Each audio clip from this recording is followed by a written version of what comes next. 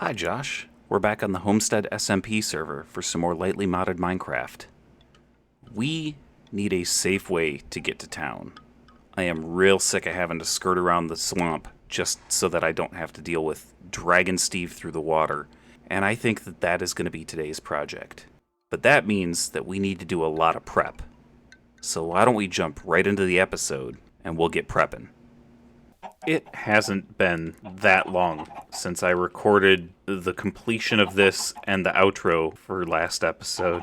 I don't know what's going on here. Like, these guys have barely even had all that much time to grow up, much less drop... Okay, I just heard somebody drop an egg, and I'm pretty sure I saw an egg teleport. I think these things pick up eggs from the surrounding area. This is nuts. So I guess even though the chickens seem to get confused up here and they don't seem to want to be up here, I think this thing is going to be successful for for egg collection. Like, look at this. This is insane. Oh yeah, and all I need to do is right-click it. Okay, it looks like each one only holds 4 eggs, so I'm really, really glad that we placed as many as we did. Holy crap, we have so many eggs already. Okay, yeah, we have almost 4 stacks of eggs. What the hell? Okay, yeah, I saw like a little explosion graphic or something. That was very strange. I suspect that most of the chickens are going to be spending their time down here because I don't think they like going up here. Oh god. Hello. You stuck in the wall? Idiot. Alright, I think that we're going to have no problem with egg collection now. Every single egg that gets laid is getting picked up by those weird chicken nests that teleport and cause like a creeper explosion graphic. I may end up chopping these trees down because I learned that from the windows by our bed, we can't actually see the chicken coop. And that kind of bums me out. I want to be able to see stuff, but I don't want to chop down every single tree in the settlement and make it all flat land because it feels like, you know, we're ruining something if we do that. Oh, it's so weird that I can see the creeper explosion graphic from all the way back here. That's a little off-putting. But we're getting a lot of eggs, and that's exciting. We may have to get more creative with our food options if this is going to keep happening. And I think I'm going to need to set aside a crate specifically for eggs.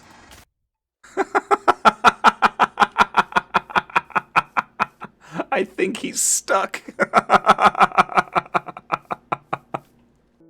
I've made a bit of a mess here in the basement. I've got a lot of string and a lot of bamboo over here, and I've been using the string and the bamboo to make scaffolding so that I could make lots and lots of frame blocks. I've made slabs, slopes, edged slopes, and the regular frames.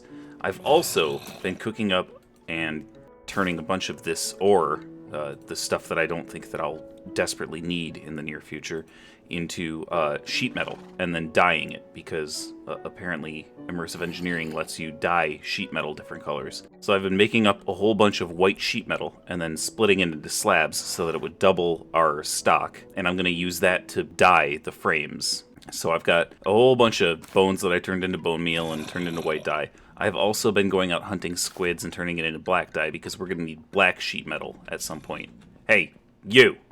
This is not your home. Get out of here. And the reason we've been making all those frames is because we're working on our next building. I've already got the rough outline laid out here, and the reason there's nothing here is because this will be the door. Hello, creeper. But you can see I've already worked out a path here. This is all gravel path, so I laid down gravel and then I right-clicked it with the shovel just like I made these paths. And this is going to be our entryway here. And the walls are going to go all the way back to this mountain, and the building will sink into the mountain. I doubt that I'll need to dig into the mountain at all, but it's nice to have the option so that if we want to expand at any point, we can go straight back into the hill, and we won't have to go up or down. And this is set far enough back that it won't interfere with our view of the watermill and the bridge, which I'm really a fan of. I do like the idea of having it kind of out of the way, but still very accessible, and with the hillside option for expansion. Now, the reason I'm doing this all out of frames is because it would be incredibly expensive for us to make all of these blocks out of actual sheet metal. By doubling our supply by using slabs, we can save ourselves quite a lot in the expense department. A piece of sheet metal only costs effectively 1 ingot per piece, because each of these sheets is 1 ingot. So 4 ingots makes 4 pieces of sheet metal, but we can double that by just turning it into slabs and dyeing frames. And we've got basically an endless supply of string and an endless supply of bamboo, so we can make as much scaffolding as we want. So we can make effectively an endless amount of frames. So I'm just going to do this to make the building instead of making actual sheet metal walls and floor and everything.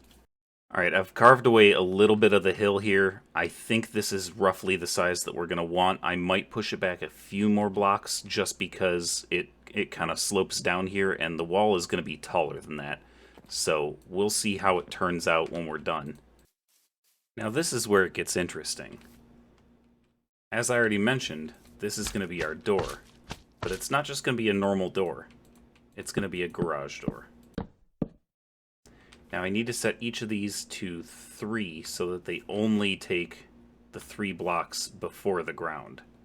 And then we're going to attach a gearbox here. And this thing next, a sequenced gear shift. We're going to attach that right there. And then we'll attach another gearbox here so that we can bring the shafts over here into the corner. I'm not going to be able to show it off right now because we don't have any power over here. But basically, I'm going to take a button and attach it here so that we can get out. And then I'm going to come out here and attach a button right here so we can get in.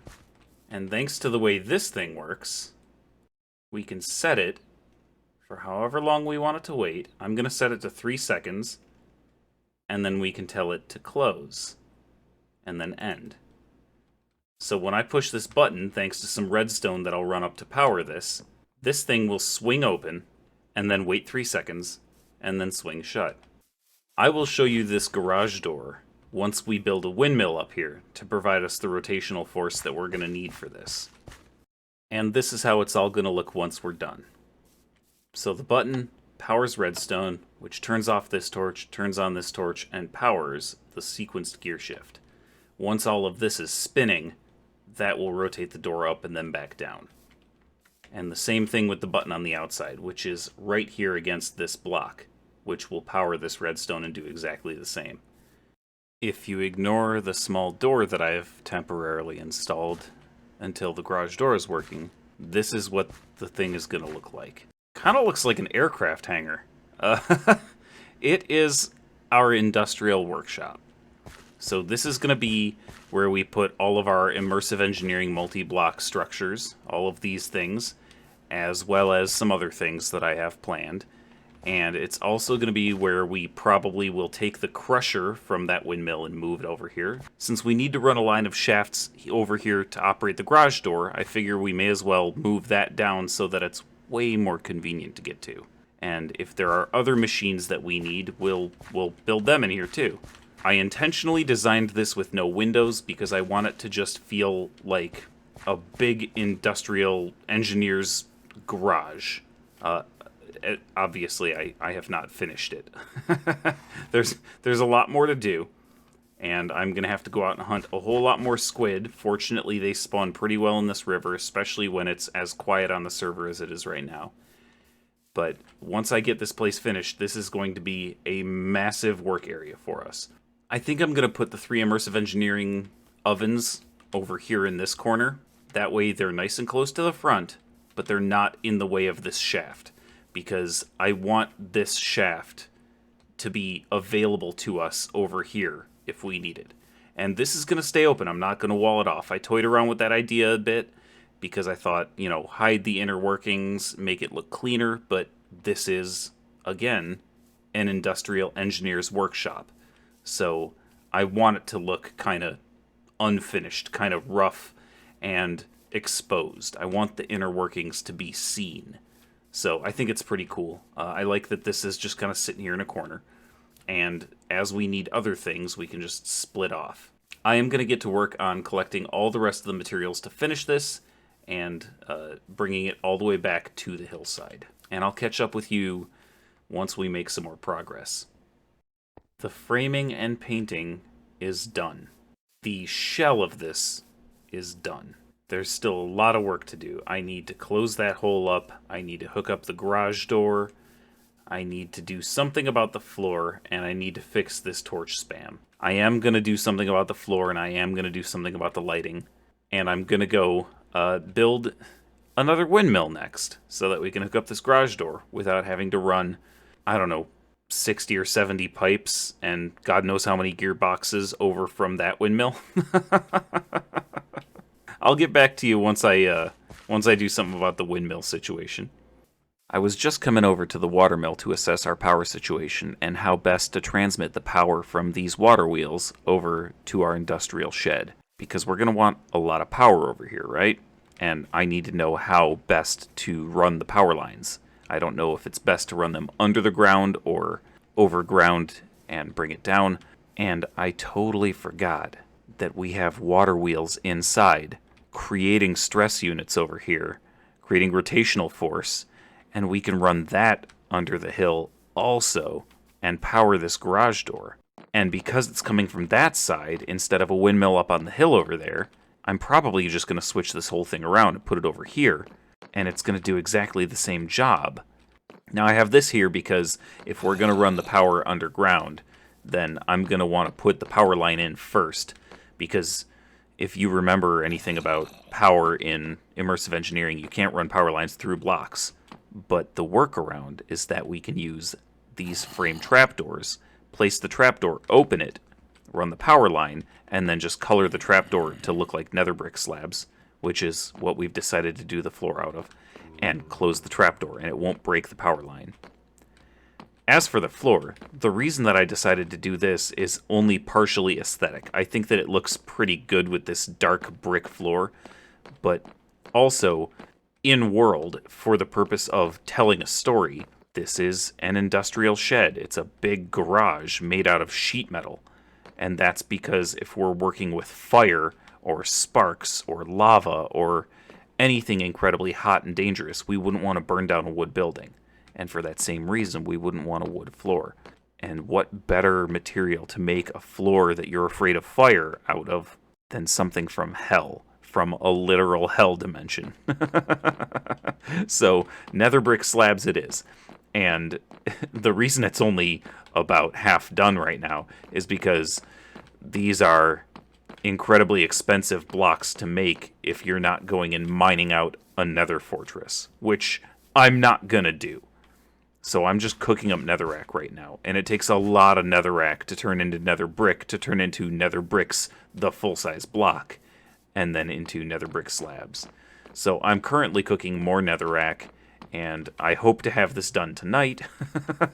But who knows, I may end up having to go back to the nether and mine a shit ton of netherrack.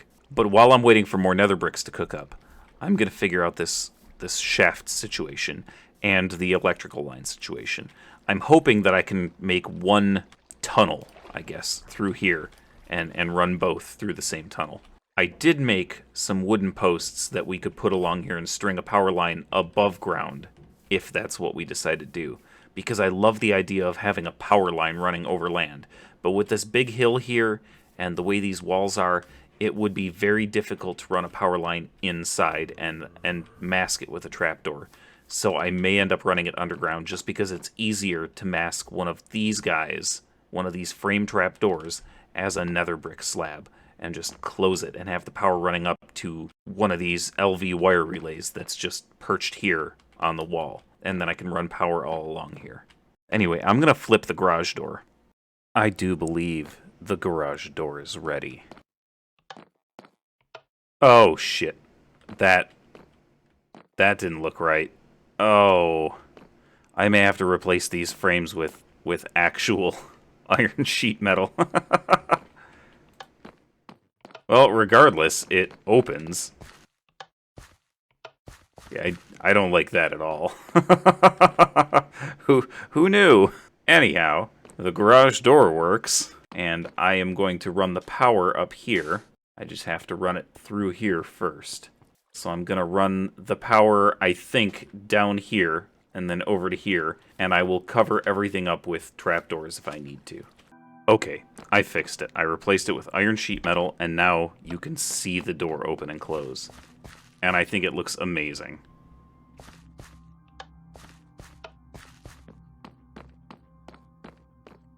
I love this mod. Create is such a great mod. This took longer than I care to admit, because this water got messed up, and setting up this relay right down here that I can barely see was a giant pain in the ass. I had to configure multiple frame trapdoors over here. I had to chop out multiple pieces of wood. The wires get obstructed very, very easily. But I'm happy that I did it the way that I did it, because now I can just right-click and see how much we're creating. Now, it only tells us energy transferred over the last 20 ticks, but that means that we can see how much power is going into the barn. We still have to see how much RF we're generating. And I don't know why it reads 0. I'm guessing because it's going through the wires right now, but that's a little concerning, I think. I don't know. We'll figure it out. We'll figure it out as we go. But now, we've got this set up right here, and I'm going to set one up right here. Let me see if I can do this. Put that there, and maybe shouldn't be in the water while I'm messing with electricity. But we are connected. It's going through what looks like a piece of wall, and if I touch it, it's gonna zap me. So now I have to find a different way to get onto land. And now that these are getting hooked up, I can never ever come back down here because I will get electrocuted. Alright, now I need one trapdoor there, and then I right-click it with a nether brick slab. I leave it open, and now I just have to run wire up to that relay. So, voila, floor. Now that's always going to be there, and that's fine, and I might even replace some of this grass here with either frames or actual iron sheet metal to make it look like it's a more stable base, foundation for the building.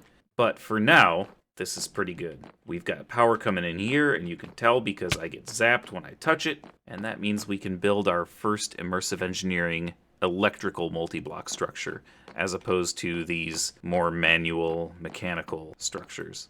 We are making a crusher. This thing is really cool. It looks awesome. Where should we put this thing?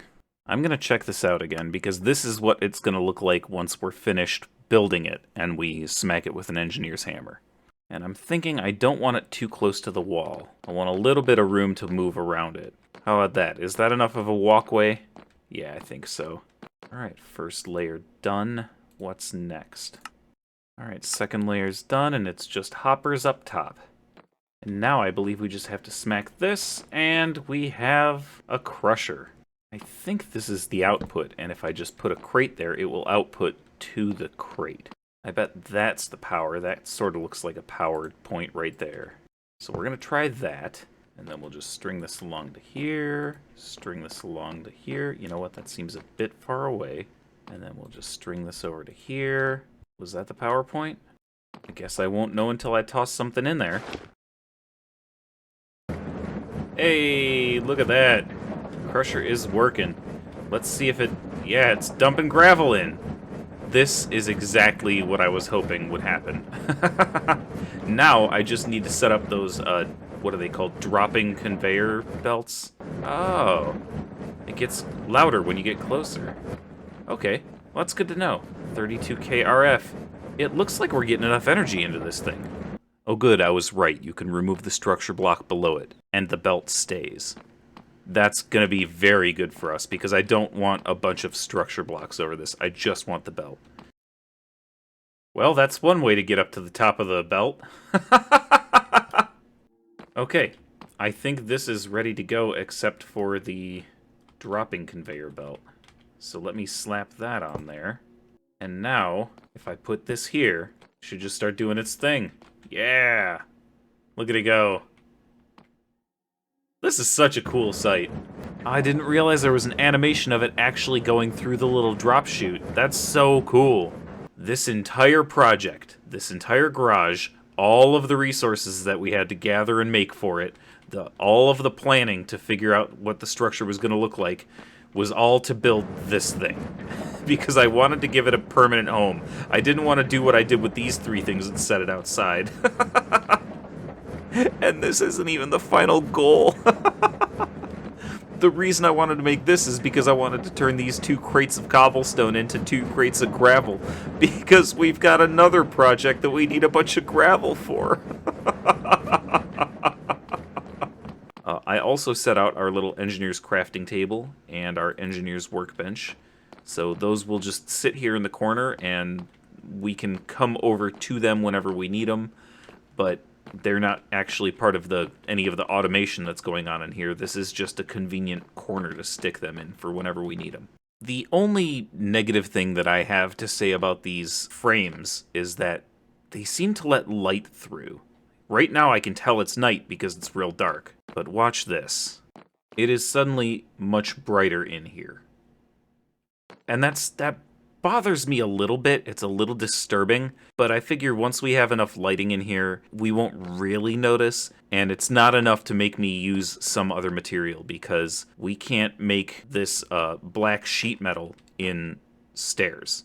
We could have done black sheet metal slabs and black sheet metal blocks, but we wouldn't have been able to get this roof shape, which I love. I love this rounded roof. I've been spending a lot of time going back and forth between this shed, garage, barn thing and the house. Every time I walk by and I see Steve tethered to that post back there and I feel bad, so I decided to make him, I guess you can call it an attached garage. I just added onto the house. And I made him some little fence gates and some little frame slabs that look like grass and like the dark oak beams. And I mean, I tried to make it as much like the house as I could. I wanted it to look like an attached garage, really. So I'm going to leave these blinds open to give him maximum airflow, especially since only 3 sides are open. But now at any point we can just come out and I left the tether in an item frame here so that I can grab it, but then I made a little airlock here from the basement so when we come down the stairs it's either continue on to the basement or go out and see Steve. Hi Steve. He still hasn't quite figured out that he's not allowed to go in the house, so no Steve, you stay. And I just hung a light and it lights up this area perfectly, and it's nice and open and airy for him, and he is not tethered anymore. And I feel a lot better about that. I know, buddy. I'm happy too. Yay. So no, but you have to stay out there, bud. But he's not tethered anymore, and now I feel less guilt-ridden. It's just little interlude, little pointless building, but you know, it adds to the town in any minor way, so I figured I'd show it off. I seem to have gotten some more mail. There's an inn in town now, so that anybody who's in town at night and didn't bring a bed has a place to sleep. The Capuchin. I love it, and I hope that there are capuchin monkeys everywhere. The corner pot is open. We'll have to investigate that. And Zinvella appears to have returned our other crate.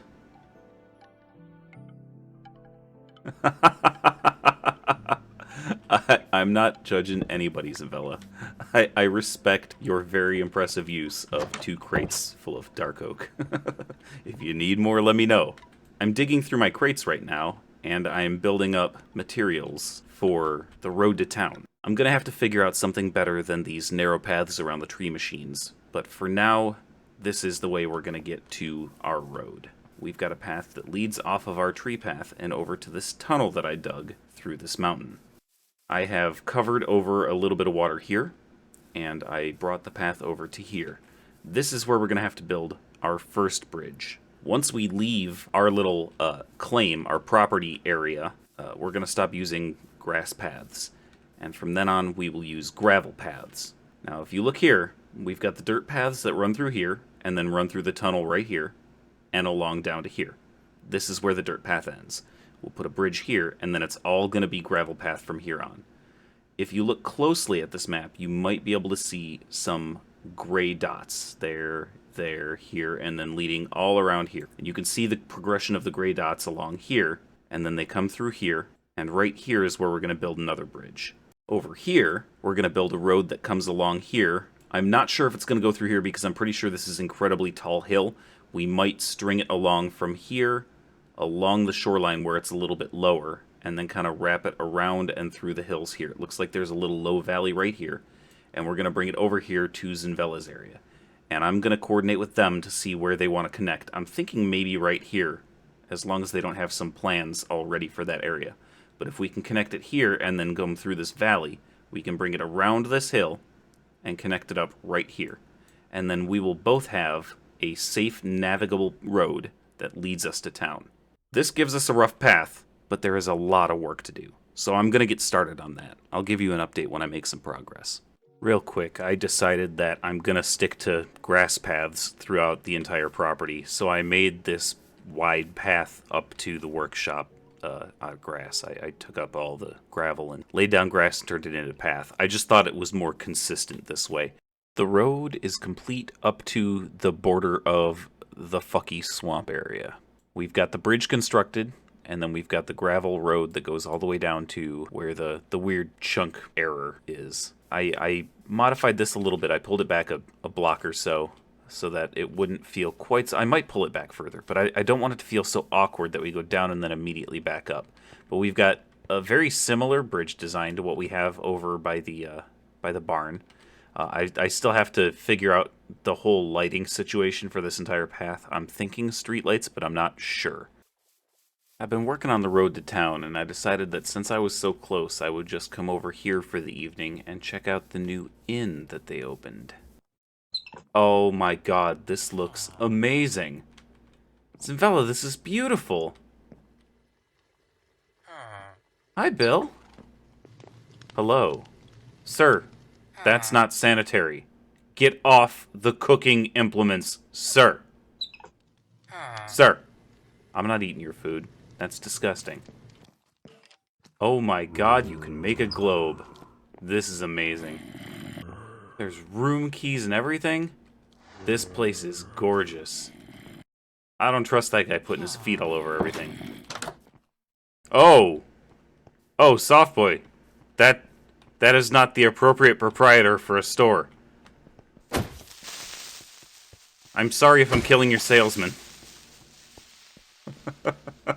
I just want some food and no explosions. Free parking. I love this. It looks so good. While I'm here, I should check on my stock and see if I need to restock anything. Holy crap. Oh. Okay, after crafting, here's our takeaway from today. We got 5 gold and a silver. I'm so happy with this shop. Anyhow, we weren't here to shop or make creepers explode or restock our shop or clean up our creeper explosion mess. I was working on the road to town, and let me just give you a zoomed out overview. It is done from my house to the edge of the swamp where I'm going to want to build a bridge. I made it a curvy road so that I could follow the land entirely and so that it wouldn't look as boring. Now what I need to do is build this bridge here, build a road that comes around the village and down here, and I need to get in touch with Zinvella and figure out where their property ends and what they would like to do for their section of road. Because as I mentioned before, I would like to come through one of these shallow valleys here and kind of curve it around to the south of this swamp lake and connect up maybe right over here. I took a bit of the easy way out. I did say that I wanted to make an elevated road to avoid crocodile issues, and I didn't do that. I just followed the land entirely, and this place still needs a lot of cleanup. I just wanted to get the path mostly laid down. It's all path blocks now instead of just plain gravel, so nothing will spawn on it, which is nice, but anything that spawns off to the side, including crocodiles, has me as an easy target. So I do need to do something about making this place safe to traverse and a little bit more attractive instead of just a gravel path, because this is not very pretty. So that's going to take some work, but I don't think I'm going to do that right now. I've also been trying to smooth out this bad chunk border transition here. So I've been planting some more trees kind of along the border to smooth it out. You can see on the map that now there are some trees that kind of cross over the boundary right along here. I didn't go very far down, obviously, but I tried to just make it a little bit neater. I still have to do the bridge, but the rest of the road to town is done. So I've completed the path all the way down here, and I even connected it here on the outskirts of the village. I don't know that this road is really truly done because it's kind of narrow. If you compare it to other roads that have been made, Ninny's road in is pretty wide, but even Pride's road out to their property is a little bit wider than ours. I will have to talk to Zinvella and see how they feel about it. We may end up widening this road. For now, I'm going to run home and grab the materials that I need to make that bridge. And I think I'm going to make it just like the bridge on the other side of town that leads out to Pride's property. Steve, look at me. Steve, look at me. Stay out of the... Don't you do it! Steve, get out of the windows. I think he has no interest in staying out of the windows because he thinks that he can path out here. I think what I'm going to do is I'm going to get more blinds and just double up. You know what? That's good enough. It'll keep Steve out of the windows, and really, that's all I'm interested in right now, because every single time I go out to the garage, Steve is in the windows, and it's starting to piss me off. But I don't have the heart to call him a bad horse. I don't think it's as pretty as the one on the west side of town, but it's close, so it's not identical, but it's of a style. And I think that that's good enough. I like this. I think it's a very simple, rustic bridge, and I think it'll suit our purposes just fine. I would like to add some lighting to this, just like I would like to add some lighting to the entire road, but we will wait on that until we can talk to Zinvella, and then we can put actual finishing touches on things. Come on, Steve. I think we've had a pretty successful day. It's time to go home. I felt like something was missing, so now Steve has his own driveway. You happy now, Steve? I bet you'd be happier if I stopped referring to you like a car. Alright, buddy. I think that's it for this episode. I know it's only half an hour of actual watchable content, but I put a lot of hours into this episode. Between collecting the resources for and building that, building Steve's garage on a whim, and then building that entire road to town. I am wiped. I took almost an entire week to make this week's episode, and I hate to admit it, but that's not usually the case. So, I'm done for now. I'm going to take a little break, and then I'll get to work on the next episode. I will see you there. I'll talk to you soon, brother. I miss you.